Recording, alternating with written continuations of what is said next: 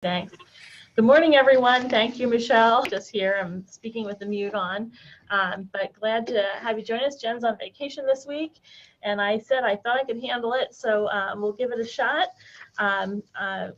Appreciate the spring-like day. I hope we'll have, and not the snow that they're calling for this weekend. And we have some things that we want to share today around important topics for us and some organizational things that I'm going to cover here from the beginning, and then we're going to turn it over to Michelle to talk about what we've learned about this photo release and the photo policy as it's being understood here at UD. So welcome everyone, and I'll get started with some organizational updates and some information that's important to all of us. First, I have some good news and announcements that I'm very excited to make. We have an award to announce today.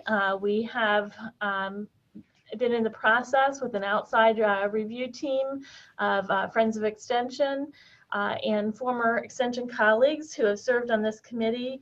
And we have selected our Excellence in Extension Award winner. You may recall this is one of the awards that the deans put in place several years ago, and every other year an Excellence in Extension Award winner, along with the Research Award winner, are announced, and administrative staff member is every other year as well. And then in between years is teaching and another form of the administrative staff.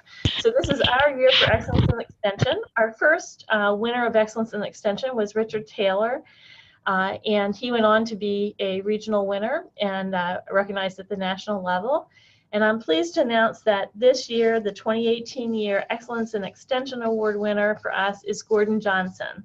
So we'll have a virtual clap here. On Adobe Connect, you used to have hands that you could clap for that. But just very excited that we'll have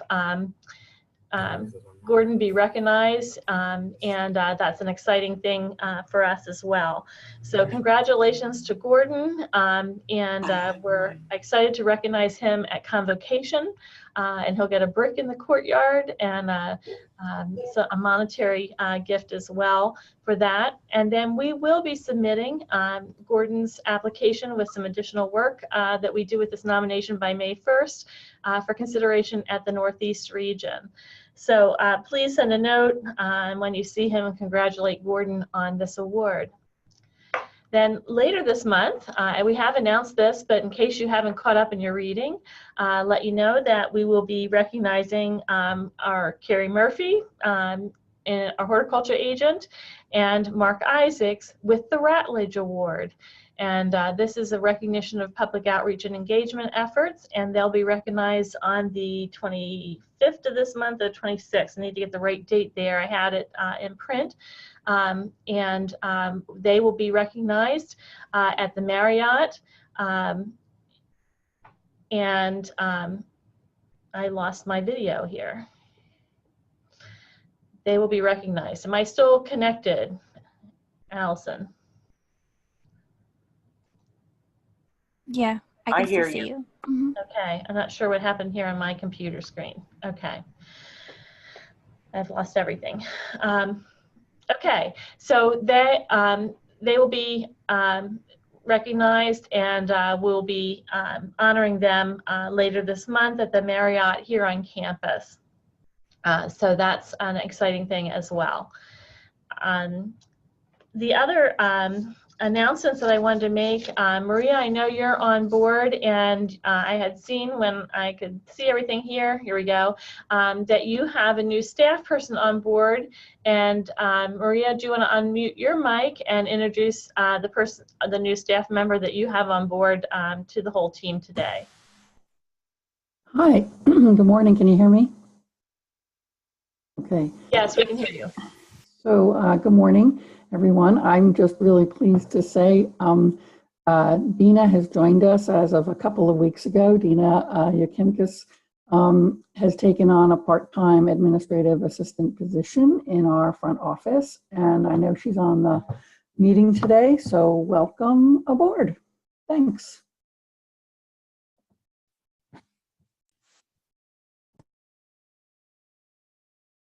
You're muted again. Maria, can you pronounce her last name for us? It's, I believe it's Yukimkus. Okay. Well, welcome aboard, Dina. We're glad to have you joining the Newcastle County team, and we'll look forward to meeting you in person as we go about our work and day-to-day. So glad to have you on board. I also just want to share that we are having our Administrative Assistants Professional Development Conference, which will be May 10th. And if you aren't aware of that, we have, they're in the process of planning that program, and hopefully you've talked about that in your offices and providing coverage for that event so that as many folks as possible can attend that as we go forward. Want to share that we'll have a number of about 10 Extension Scholars coming this summer. It's a high number of those. Very pleased about that, as we just know that this experience has been a very positive one for our staff as well as the students themselves. This is a big investment for us, as each scholar is around, is around $37.70. That is the payment that we have for each of the scholars. And so we are looking forward to having them on board. So it's about a $40,000 investment. We do have a gift from Chick Allen, who helps support our Ag Extension Scholars in particular. And we identify those and share with him who those scholars are. And so they will be supported by those funds, as well as the endowment we have for Jan Seitz for Extension Scholars supports a portion of an Extension Scholar as well. So excited to have those folks on board. We will be doing a joint orientation and training them with other scholars who are doing outreach and engagement work as part of their summer thing versus the research scholars. And we've also been able to get the panel presentation, the presentations they do at the symposium in August, to be with others who are doing outreach and engagement work, which was very successful last year to have them paired with others doing similar work for that symposium. So be looking forward to that as they come on board and we get that accomplished this summer. Finally, I want to talk about the needs assessment process. We had really hoped to have this out this week and to be sharing it live this week. We've been pilot testing it this week, and we've come across some things that we just, for one thing, we feel that it's just really too long, even with the pilot test, and that it's not going to it's just not going to meet our needs as long as it is. So we have one more attempt to go back and get this shortened up a bit as we go forward. And I don't know whether Allison Brayfield has been able to get on to share her screen or not, but Allison, if you're able to get on Zoom and share your screen, go ahead and do that while I talk about this. And if I don't see it, I know that you haven't been able to get on board. Can you hear me? I can hear you. Are you able to share your screen? No, I've called in. I was just able to, I can see you through Chrome, but I have no way of making comments or sharing screen. Okay, all right. I'm having problems with the Zoom this morning. Okay, well, thank you, I'll Allison. keep trying. Okay, you're welcome. Thank you for your attempt. Appreciate that. So that was our plan to share this morning. So let me talk through how we want to go about doing this, because we do hope to release this to you next week. So our plans will be to release the URL to that this week. I wanted to be able to share it to you, but technology is preventing this. What you will need to do is there will be just a quick email that you will send out to your minimum of 10 people that you're going to ask to do the survey. And in this survey, you'll be asking them to go to the Qualtrics site, to the URL. It'll be just a paragraph at best that will just say, we need your help. We do this needs assessment every so often, and we need your help to do that. Then they'll get into Qualtrics, and there will be the actual paragraph of introduction, which includes all the statements about that they're willing to do this, and that that they agree to participate in this. It's, you know, a research study, all the IRB things that we need, and that they can skip any questions. Those kind of instructions that go with a survey will then be in the opening paragraph of the Qualtrics survey. So that's all written, it's in the Qualtrics. So we'll give you a paragraph template for you to use in your own email, which will direct them to the URL for the Qualtrics, and then they'll open up and they'll have instructions about filling out the survey once they get into Qualtrics. We are asking questions that help define where people live, and we are going to I need to talk about how we're setting this further, but we have some questions, say, what county do you live in? Of course, have our counties, and what state do you live in, and how long have you lived here, just to help define, and also asking bordering counties, and we're have it set up to accept the states around us in the Delmarva area, to accept their input as well, but we'll be able to pull that out and sort by Delaware and surrounding counties for the data. And then we have what we consider state level issues, and we're asking people how concerned they are, and that's one of the questions we're dealing with. We're saying we're asking about their opinion about these concerning facing people and families and communities in Delaware. And we're asking people how concerned, very concerned, somewhat concerned, or not concerned about these issues. And we're having some discussion about the use of concerned as that title, and working on that this week in terms of what those three categories are. And then, so that's a list of state level issues is the question. And then we have community level issues. And so that's more about our specific programmatic areas that we have. And this is the area that there's a lot of covering a lot of things, but big terms of this, and we're going to have to keep it big terms, or again, this is too long for us. And so that's the community level issues, and then we have what we consider individual level issues, and this is where we really might need to do some cutting. We have a page of these, and so there's some duplication, and we're hoping to remove that. And this is what our pilot test has shown us. And then we have some specific questions about focusing research and training on some agriculture-related topics for the research side of this. And then we ask questions about how people like to learn and what their preference is about learning in this, whether it's seminars or workshops. It's a long list, and what they're most likely to attend and to do. And then we try and get at whether they used our Ask an Expert, or whether they have served as a volunteer with us. And then finally, it ends in some demographic questions that they have, and we'll have to consider, again, since we feel it's too long, which of these we may need to cut again. So the feedback, we had the team of our agents, Gina Chris, Jared Miller, Karen Johnston, and I'm missing somebody else who was involved, along with Jen, in developing the needs assessment itself. And that team, as well as our leadership team, piloted it this week, and just felt that we've got to cut it back even more so than what we already have. And so we had it all up ready to go and thought we'd be sharing it with you today with the URL, but the consensus is, and the feedback, we've got to get it shortened yet. So our plan is that we'll send this out to you early next week, that you will have this. And the main thing I need to talk to you about, in addition to what the survey itself looks like, and again, sorry we're not able to share that with you, but it does have these segments of questions. And it also does have built into it, if you're not into this part, you skip it and go to the next. So it has some of those things built into it.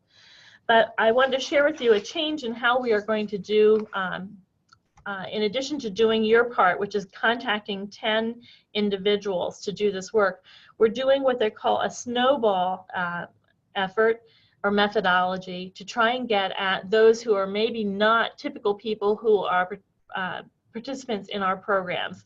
So we talked about our internal stakeholders that we would be doing, and then we had talked about this external piece. And after conversation with the Center for Research, Center for Community Research in the Institute of Public Administration, who we're working with on this and who's going to do the analysis, decided that the best methodology is called the snowball methodology, which is when we ask our stakeholder to participate in this, we ask them to forward this to 2 or 3 other people that they know of who might also take the survey.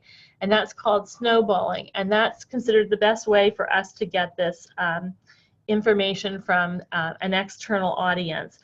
We'll also be using social media to communicate about this and to inform people about the survey and to ask them to participate and get that information going. So we'll be using that piece as well. So we'll have the internal piece where each of you are sending this at least to 10 people and more. And then we'll be, in the survey, we'll be asking people to send it to others as well to help us with this snowball piece of that. So that's the plan for that. I hope that we'll have this to you next week and you can send that out.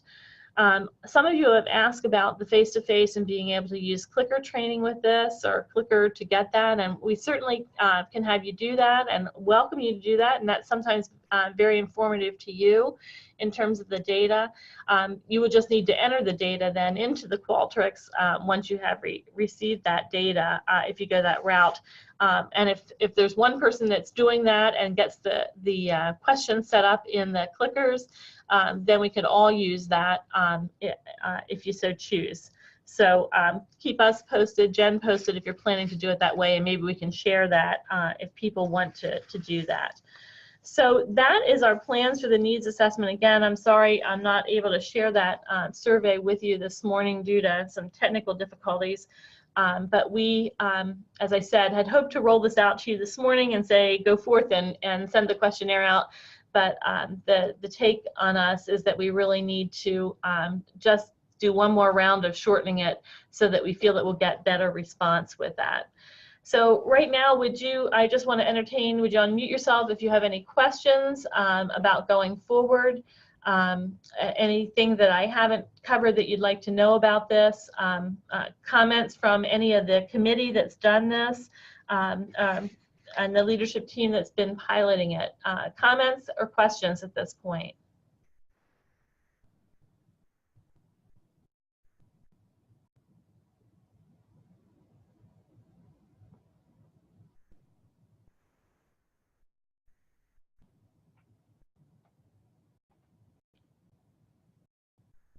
Okay, I'm not seeing anyone typing, nor am I hearing any questions.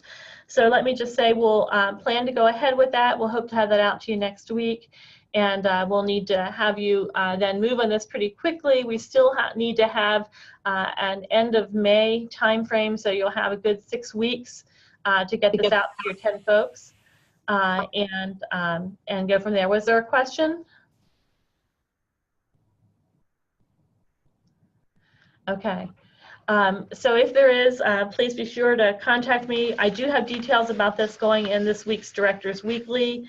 As I've said this, but we'll adjust this in terms of when we'll be getting this out to you next week instead of today with that as we make these adjustments.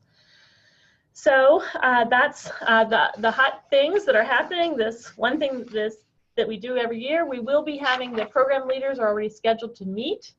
So the rest of the schedule is the program leaders will meet in July. We'll have the analysis done in June. Program leaders from UD and Dell State will meet on this in July and talk through what changes we might need to make in our plan of work. The deans will be meeting in August to discuss this and how this impacts our whole plan that we submit to USDA NIFA. And then we'll be having the teams rework any parts that we need to, particularly around indicators that we want to measure related to the plan of work and any changes that we're making. And we'll give a good hard look, perhaps to reducing some of those indicators that are there. And then ultimately, we'll be putting it into the system so it's ready to go for your planning for the year 2019. So we have a plan. The biggest thing we need to do is get this survey finished and out to you, and that has just been a bigger task than I think any of us anticipated. We are appreciative of the Center for Research, Community Research, that's helping us with this in terms of getting this going. So we'll give this process a test and have it out to you, I hope, next week. We have a question. The question was, will the survey be printable so that we can give it to individuals? Yes, you can. We can print this. It can be printable, and maybe we can get it in a format that's printable. That's a good question, Georgie. And yes, we can. If we do that, and we'll get that in a format that we can do that, we'll still have to have someone enter the data then. You'll have to have yourself or some of your support staff to enter the data into Qualtrics so that we'll have it. But I hear your question and understand that, and it's great if you can just have people do that and complete it maybe before a meeting and just complete it and set up.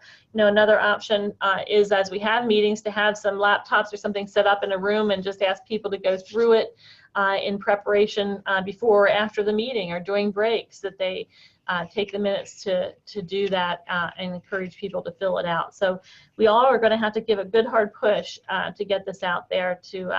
My goal is that we'll have 400 of our stakeholders completing this. Great, thanks, Georgie. Good question. Okay, at this point, Michelle, I appreciate you being on board today to talk about our process. We have Sydney with us as well. Hi, Sydney, good to see you. We had a meeting, delightful meeting with Katie O'Connell and Adam Thomas and other members of the communications team to help give greater definition and understanding to the photo policy. And I think we all breathed a huge sigh of relief after that meeting, that the interpretation of that is not as stringent as what it first seemed when it was coming out. And in many ways, we are right on track and already doing what we need to do. So it's good news around this. We're pleased to have Katie in that position because she understands us. She is now in a position with Central Communications, and she is working with each of the college communication managers, and they report up to Katie as they get into place. We're currently searching for our position as Adam fills an interim role of that. So it was great to have Katie in that role and understanding the concerns we'd have about this. Katie is working on an overall Q&A about this photo policy and has been working on it for 2 weeks. And we asked her if she'd have that ready for today, and it just hasn't been approved at the highest level for her to release that to us yet. But Michelle was taking copious notes during the conversation, and she's able to talk about these things. And then once we have the policy or the Q&As around that, we will put that up on our internal site. But Michelle, thanks for being prepared to talk about this and interpret this and answer questions as we know more. We'll take questions back if we don't have the answers to them. That's right. So I'll turn it over to you to update everyone on what this photo policy piece is. Thanks, Michelle. I do want to take 30 seconds to introduce Sydney Montgomery. She is our intern here. She's helping us, I think indefinitely, but she's going to be helping us during the state fair. She's probably contacted many of you because she's going to record some impact statements that are going to be featured on some story mapping, and she's doing some other work statewide for us. So I just want her to say hello. She's a sweetheart. Hi.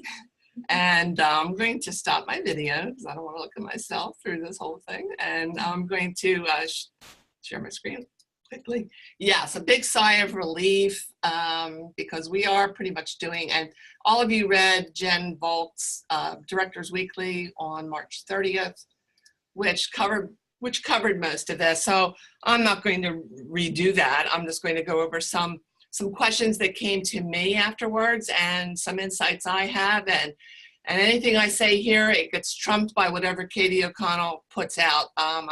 Hopefully I don't say anything wrong. Adam, step up if I do. But an overview, we're going to look at what original intent of a photo or video, because that's a main factor.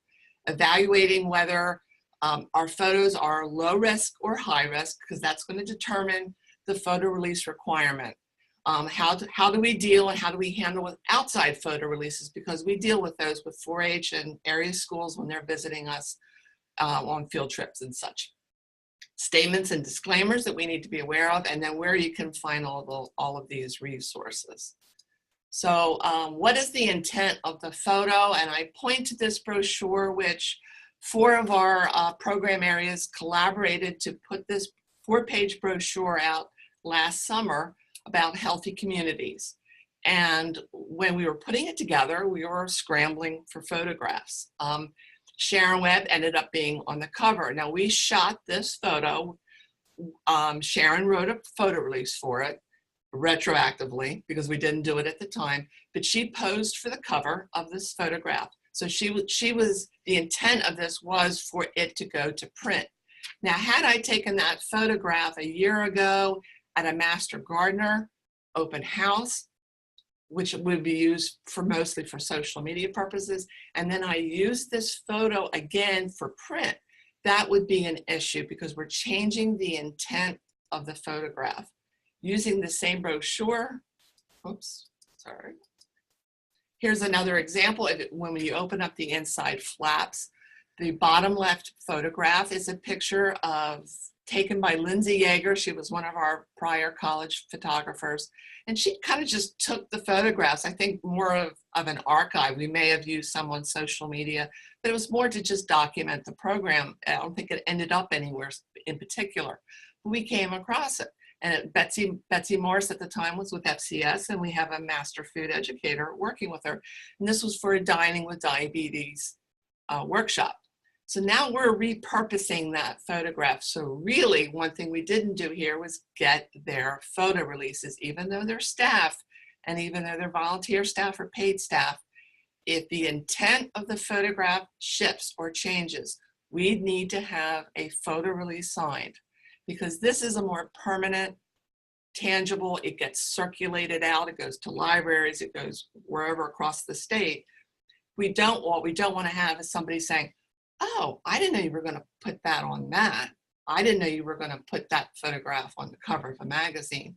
And Katie used an example of an engineering student at UD. They had taken a picture of the student doing his engineering thing, and he happened to be African American. And then later on, when UD was doing a focus piece on diversity, they repurposed that photograph.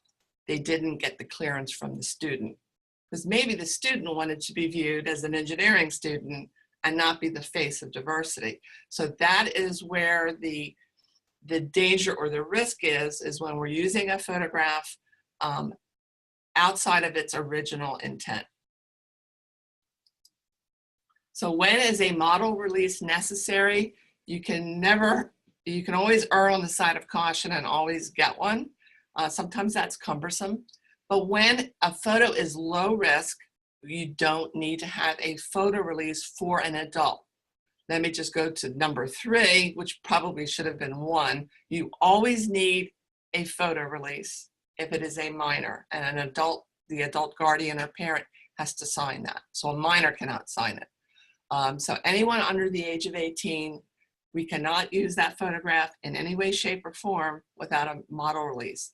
Even if, let's say Sydney was a parent of a child, and she goes to Ag Day at the end of this month, and she takes a picture of a selfie of her and her child at Ag Day. She uses the hashtag. We see it on the Twitter release. We see it on our Twitter feed. We cannot reshare that.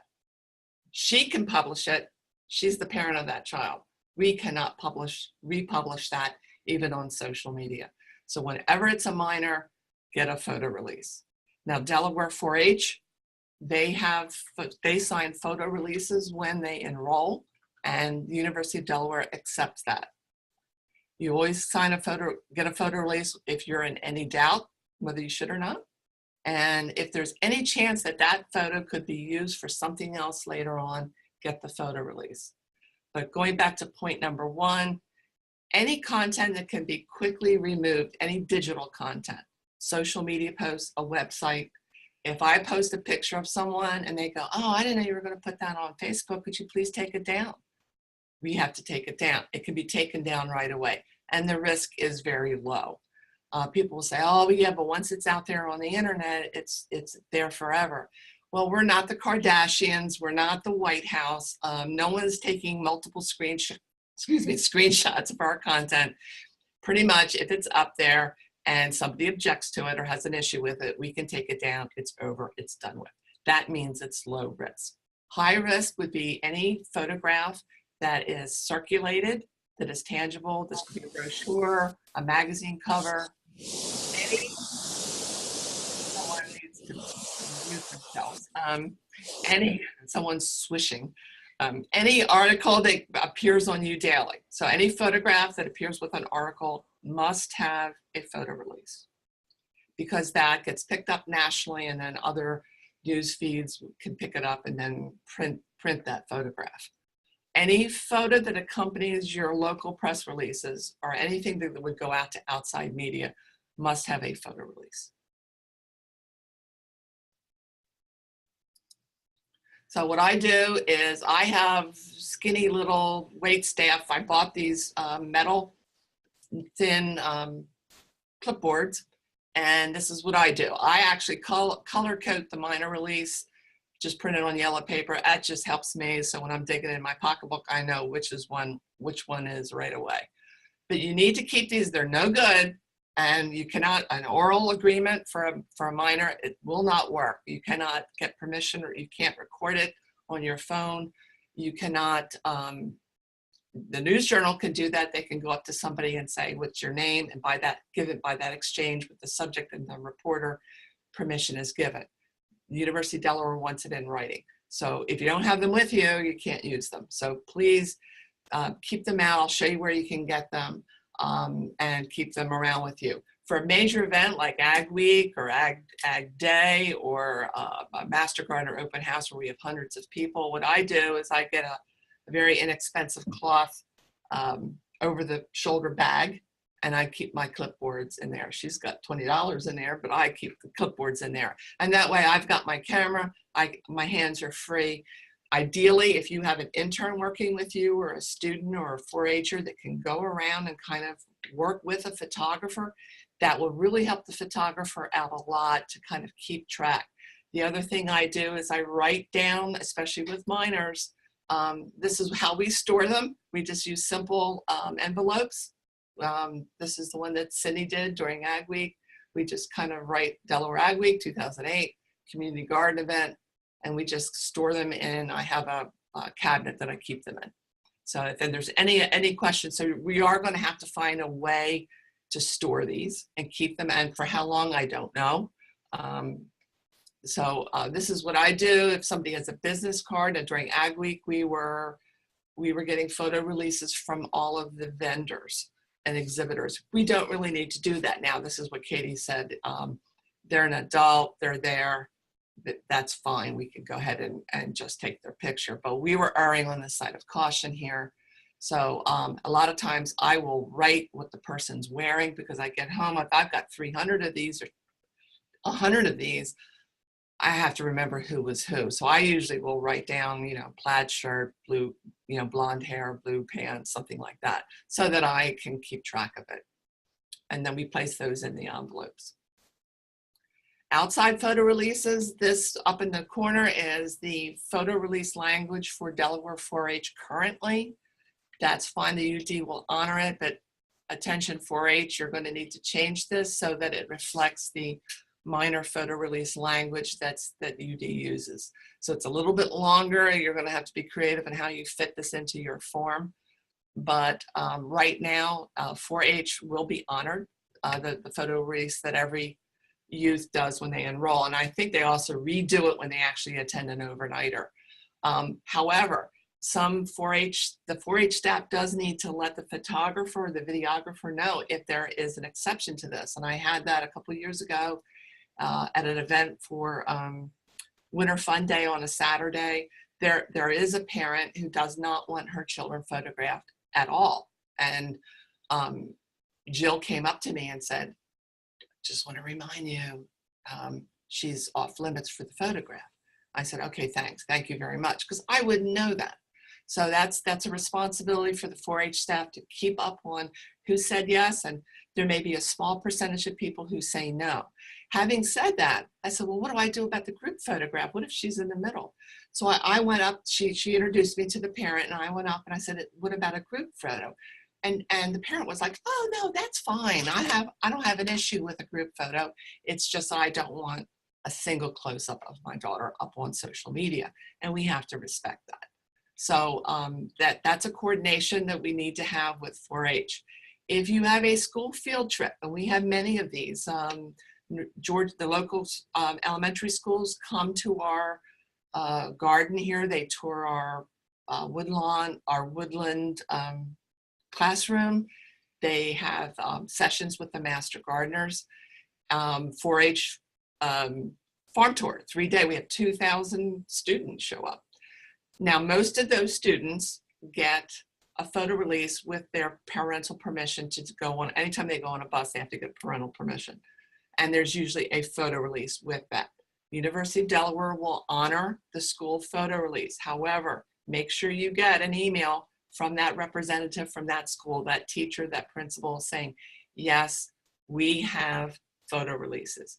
Get that in an email, print it out, give a copy to the photographer so she can or he can put that in the file where all the other possible photo releases would be. But they will honor an outside photo release. I think we did it once with the Boys and Girls Club. We had FCS and 4-H at various Boys and Girls Clubs, and Boys and Girls Clubs said, oh yeah, we've got photo releases for all of them. So just get that in writing, an email will work. I have a question about what means of identifying a minor when permission is not granted. And at 4-H farm tour last year, I had a teacher come up to me and say, you see that little girl with the purple jacket over there and the pigtails? I said, yeah, we can't take her photograph. So I was appreciative of that, but unless if that teacher didn't tell me, I would not have known that. So there's a way that we could coordinate where something appears on the name tag of the child so the photographer knows to back off. But otherwise, print that email out for your records and give a copy. Public notification and registration. So we have language that has been used in the past that normally appears on like a lawn sign. I'll show you those in a second. What we're doing here in Sussex County is we have, for instance, our Master Gardener workshops are online. We use a Google Docs. So this language right here, photographs of our events, programs, and classes are taken and used for promotional purposes. Please notify a member of the University of Delaware staff if you do not want your photograph taken or used. That's letting the people know right up front, there's going to be pictures taken. So if they have a concern about that, then they can make a decision on whether to come, but they've been publicly notified. Also at the end of our Google Forms, so this is the same Master Gardener, we actually copied in the language of the photo release, and then the people can click yes or no to that. And that's just another layer of protection for us. Then I don't have to run around and worry about getting photo releases because they've actually signed it and clicked off on it. And we've not had anybody say no so far. So that's pretty good. I think for the poultry workshop that we just had recently, a couple people said no close-ups, but group photographs are fine. So this really saves us on the front end, getting it done ahead of time, whenever. So anytime there's a public, where you're inviting the public to attend an event. This is a copy of a street sign, and all these are going to be uploaded. I'll show you where they are. So this is what we use. We stick it in the lawn, we'll post it on a door, and it's in English and in Spanish, letting people know that photographs may be taken. And that is enough. So that if you have this, if it's a public event and these are publicly displayed, that is going to indemnify us as far as any adult is concerned taking their photograph.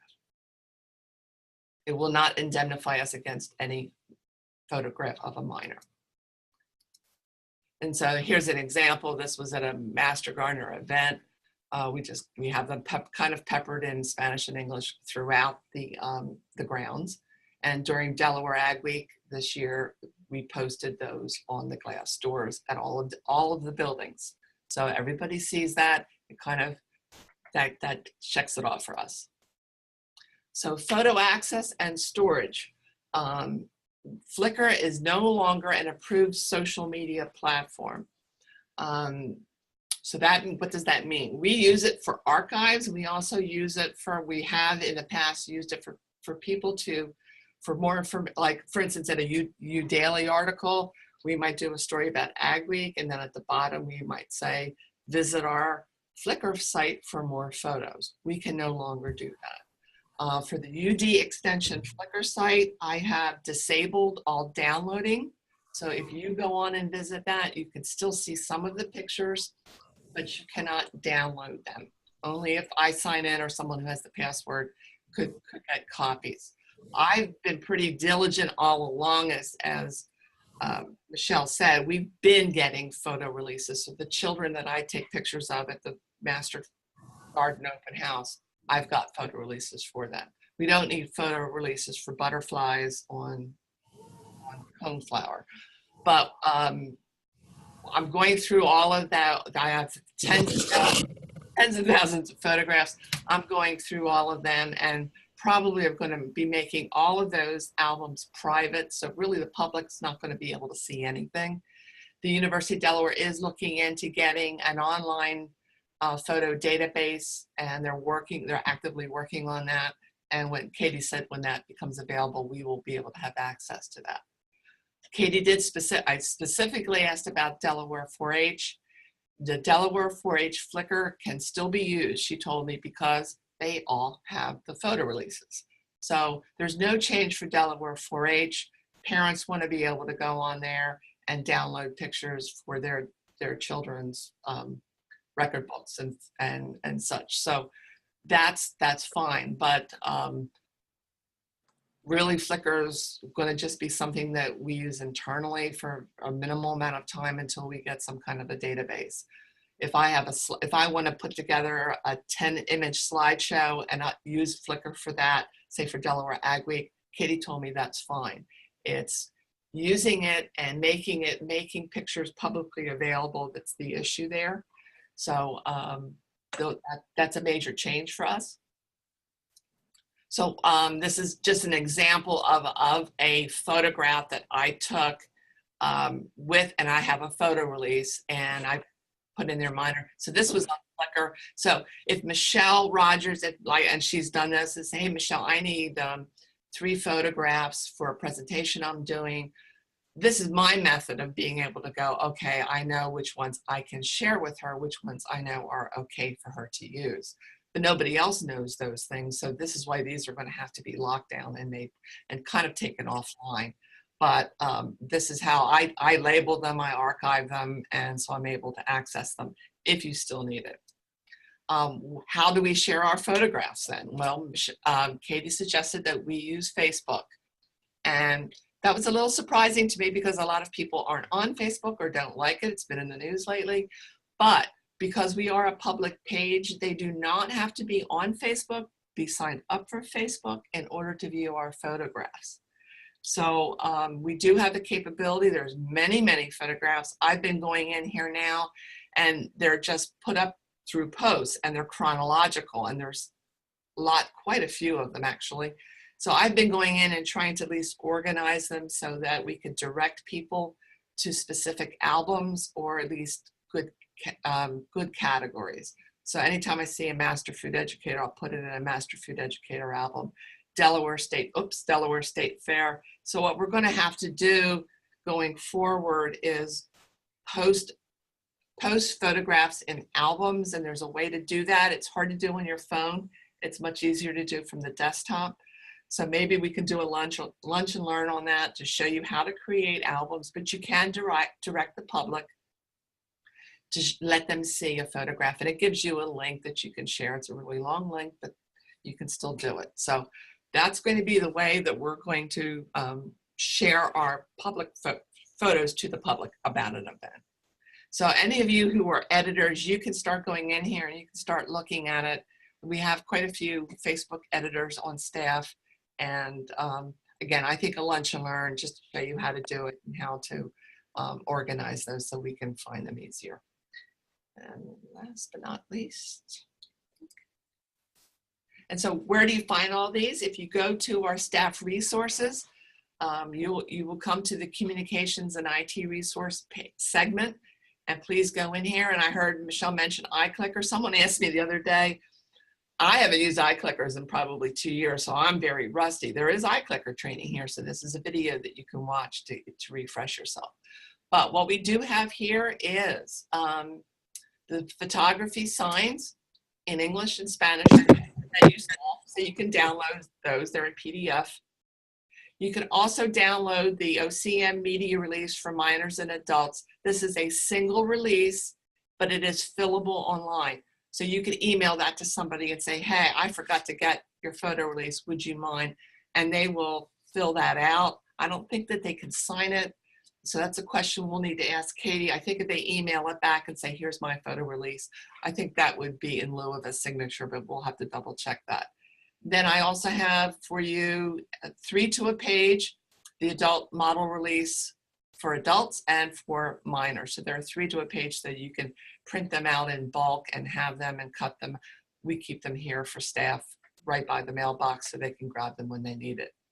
Also here will be the photo language that you saw in order, if you are creating an online registration form or you're creating a flyer and want some short language, it's just a Word document. You can click on that. It will open it up. That way you can clip and paste it and put it on your materials as needed. So that's all I had. There probably will be some questions. So I'm going to exit out and stop sharing. Can you use the Ulink to the Ulink? Okay, Christy, could you explain what the Ulink is? Because I didn't realize we had our own link shortener now. Sure. I forget, I think it was Richard Gordon who brought it to my attention when we were told not to use Bitly anymore. Okay. So I guess Bitly was being used to send people to like phishing URLs, and so it was no longer really trusted, even though that's not Bitly's fault. And then TinyURL, of course, it will say TinyURL in it. So the university created this Ulink so that it will at least, you'll be able to tell in the shortened URL that it is a university related short URL, so people will be more confident to click on it. That's great. Yeah, that's good. Definitely that would be something we would want to do for those really. And yeah, because those, you're right, they're very, very long. The Facebook and the Google form ones are crazy long too, which doesn't Right. matter if you're embedding them, but when you're sharing them out. So Right. that's good to know. Oh, I learned something new. So good. Any other questions? I hope I did, Adam. I hope I didn't say anything wrong, but that was my understanding of the main thing that wasn't in Jen's Directors Weekly on the 30th was that part about the schools and when schools visit us. So that affects farm tours. I think Newark has a day on a farm. They have a day at the farm where outside children are coming in and visiting us. So it's good to know that if the school says, don't worry, we have a photo release for them, then we can say, okay, that's good. We can trust that. All right, I came in late, but is there a form that we can add to registration to cover the photo thing? Yes, if actually, I'll just show you live what I did. I just put this up today. Let me just share the screen again. So if you go to our Cooperative Extension page, you go over to Staff Resources. And lots of good stuff in here. People forget all this good stuff is in here. So all of the First Friday archives, if you've missed one, you can go in. So here's communication and IT resources. And right here, I put the photo language for copying to forms and flyers. So if you're creating a Google form and you want to have that all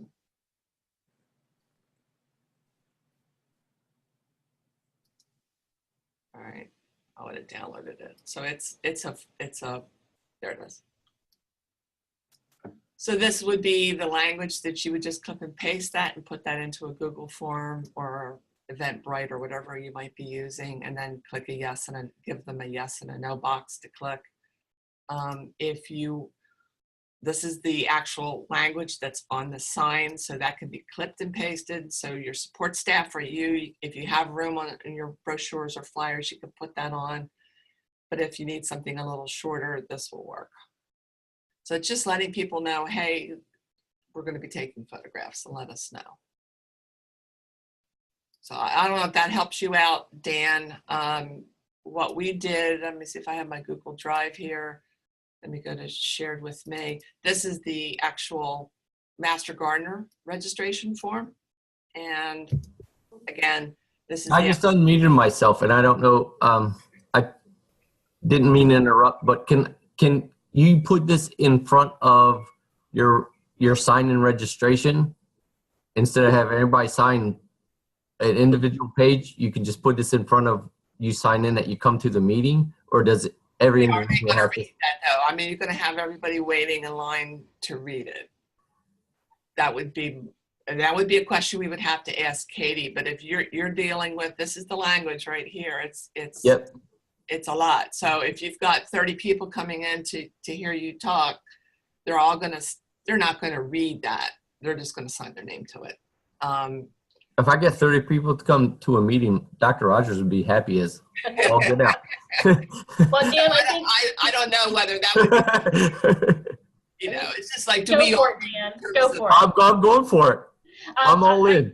You might have missed the part, Dan, where she said we have signage that we can now put up at meeting locations that covers us. Yeah, Okay, good. Yeah, I did miss that. Signage, and that will cover you for those meetings. they look like that. So they're, so if you put that up, that pretty much is going to handle 98% of our issues for us. Just by Okay, good.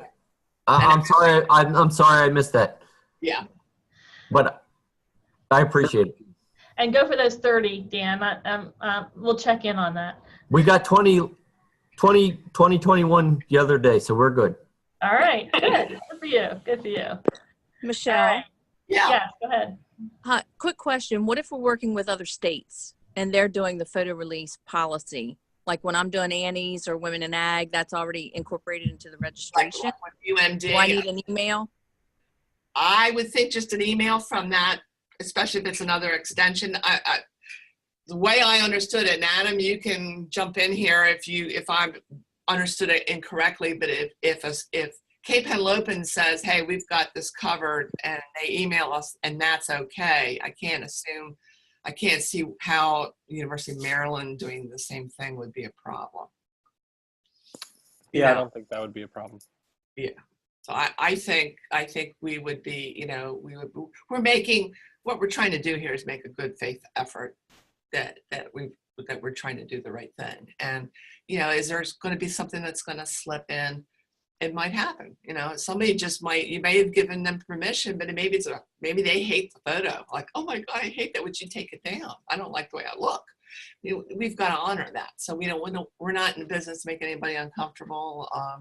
If the minute somebody raises an issue with the photograph, it comes down. Michelle, can I say something real quick? Yeah, sure, absolutely. Please do. Just with regards to events and Ag Day, we will have a sign up at Ag Day, but it's my understanding that at these large scale events, just because we have a sign up, even if we zoom in on like an individual or say a group of 3 people, we will still need to get them to sign the photo release forms just to cover our tracks, because Okay. that then we're zooming in on people that are identifiable. So just having the sign is enough for big group shots, but when it's 1 person, 2 people, 3 people, we still will need them to sign the release form just to cover our tracks. Okay. Sounds good. I know, for instance, Cape Gazette won't run any photograph unless they have the names of the people that that are identifiable. So that we wouldn't have that unless we had a photo release. So yeah, I would err on the side of caution. If you can have an assistant with you that's taking the pictures and kind of help you manage that. I take as many as possible. I've got, a series of, and I've been doing it for years, of envelopes of events. So I'm doing it just in case. And it slows me down. It's going to slow a photographer down, but boy, we've got our, what's covered if there's ever an issue, because we've got the photo releases. So yeah, it doesn't hurt to err on the side of caution. And as Adam said, if they're really identifiable and it possibly could be used for something down the road, get the photo release. I think Katie, just to reinforce what Michelle said, one of the main things Katie said is not so much the photo that we're taking, but then when it gets used somewhere else. And do we have the forms? And so I'm really guilty of this. And we took it here, but I want to use it somewhere else in a brochure or in a presentation. That for me, it's largely I'm calling Michelle and saying, can you give me a photo that I can use in this presentation that's about this, or that I'm talking about that? And so then I'm taking a photo out of its original intention and doing with it. And that's when we run into it. So having those releases on those close-up kinds of things is what we really need. So. Okay, some good questions. I appreciate people unmuting and just speaking up. That makes us go a lot better. We've reached the end of our time period, so hopefully we'll have a Q&A that we'll be posting yet from Katie O'Connell that will further answer questions. But in the meantime, this is much better than we had thought. It's much more lax than we had. I don't mean lax. It's much more doable, let me say it that way, than what we had originally thought in terms of what we're doing and how we do it. And if you have questions, Adam or Michelle can probably give you some help with that, and probably Christy as well in terms of what we're doing. But the photos are such an important part of what we do. People are so very visual. So photos are an important thing what we do. I don't want this to stop us from taking photos. We just need to do it, you know, have these forms available and handy that we can get these because they are such an important part of our work to tell our story. So we'll just have to adapt this process a little bit.